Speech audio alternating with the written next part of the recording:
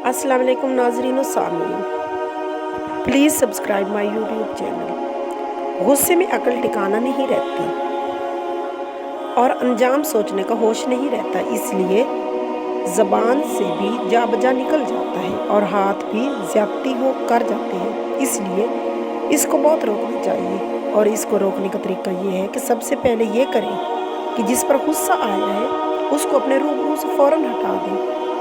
अगर वो ना हटे तो खुद उस जगह से टल जाए। फिर सोचें कि जिस कदर ये शख्स मेरा कसूरवार है, इससे ज़्यादा मैं खुदा ताला की कसूरवार हूँ और जैसे मैं चाहती हूँ अल्लाह ताला मेरी ख़ताएं माफ़ कर दे, ऐसे ही मुझको भी चाहिए कि मैं इसका कसूर माफ़ कर दूँ।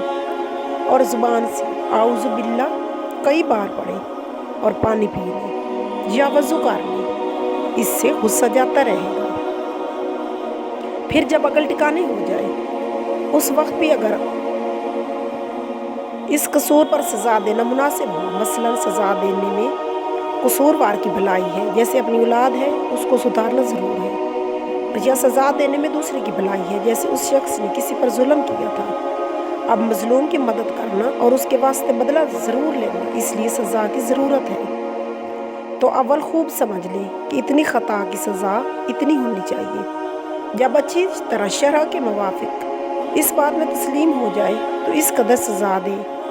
चंद रोज़ इसी तरह गुस्सा रोकने से फिर खुद ब खुद काबू में आ जाएगा, तेज़ी ना रहेगी और कीना भी उस वक्त गुस्से से पैदा होता है। जब गुस्से की इस्लाह हो जाएगी कीना भी दिल से निकल जाएगा।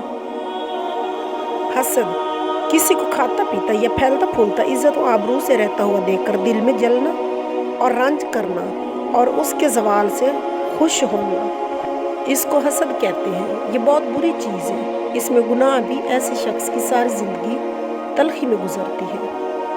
गर्ज इसकी दुनिया और दीन दोनों बेहलावत हैं, इसीलिए इस आफत से निकलने की बहुत कोशिश करनी चाहिए। और इलाज इसका ये है कि अव्वल सोचें कि मेरे हसद करने से भी मुझको नुकसान और तकलीफ़ है, इसका नुकसान क्या है, और वो मेरा नुकसान ये है कि मेरी नेकियां बर्बाद हो रही हैं, क्योंकि हदीस में है कि हसद नेकियों को इस तरह खा जाता है जिस तरह आग लकड़ी को खा लेती है। और वजह इसकी ये है कि हसद करने वाला गोया अल्लाह ताला पर एतराज़ कर रहा है कि फ़लाँ शख्स इस नेमत के लायक ना था, इसको इस नेमत ऐसी नेमत क्यों दी गई। तो समझो कि तौबा तौबा अल्लाह ताला का मुकाबला करती हैं तो कितना बड़ा गुनाह है। और तकलीफ़ ज़ाहिर है कि हमेशा रंजो ग़म में रहते हैं और जिस पर हसद किया जाता है उसका कोई नुकसान नहीं होता, क्योंकि हसद से वो नेमत न जाती रहेगी, ना उसका ये नफ़ा है कि उस हसद करने वालों की नेकियां उसके पास चली जाएंगी।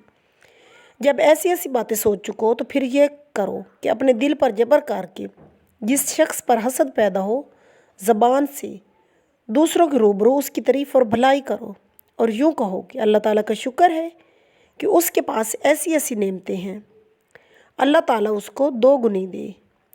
और अगर उस शख्स से मिलना हो जाए तो उसकी तंजीम करें और उसके साथ आजिज़ी से पेश आएँ।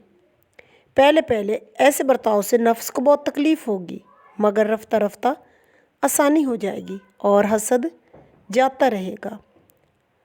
अल्लाह मियाँ हमें नेक अमल करने की तौफ़ीक दे। आमीन। सल्लल्लाहु अलैहि वसल्लम।